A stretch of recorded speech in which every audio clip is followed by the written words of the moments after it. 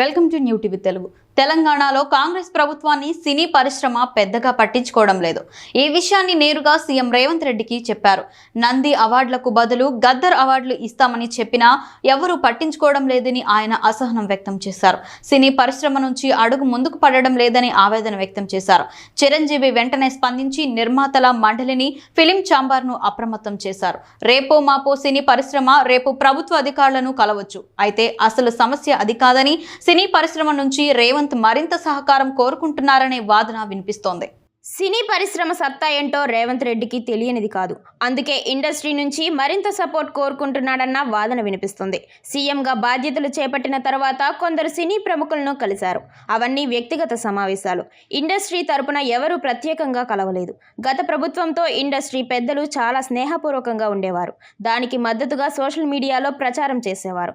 ఉదాహరణకు తెలంగాణ ప్రభుత్వం మొక్కలు నాటే కార్యక్రమానికి పిలుపునిస్తే సినీ ప్రియులంతా మొక్కలు నాటి సోషల్ మీడియాలో పోస్ట్ చేస్తారు. ఇటువంటి గొప్ప కార్యక్రమాన్ని చేపట్టినందుకు అభినందనలు తెలిపారు. కానీ ఇప్పుడు ప్రభుత్వమే ఫోన్ చేసినా సినీ ఇండస్ట్రీ నుంచి స్పందన లేదు.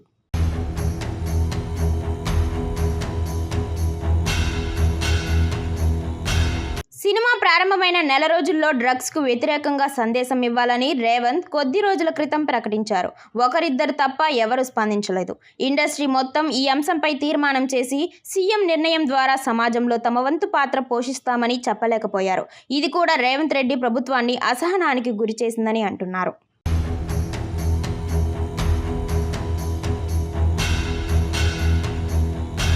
సినిమా రంగానికి రేవంత్ రెడ్డి ప్రభుత్వం పూర్తి సహకారం అందిస్తోంది. పెద్ద సినిమాలైతే ఎక్స్ట్రా షోలు, టికెట్ రేట్లు పెంచడం లాంటి ఆర్డర్లు ఇస్తున్నారు. కనీసం తిరగలేదు.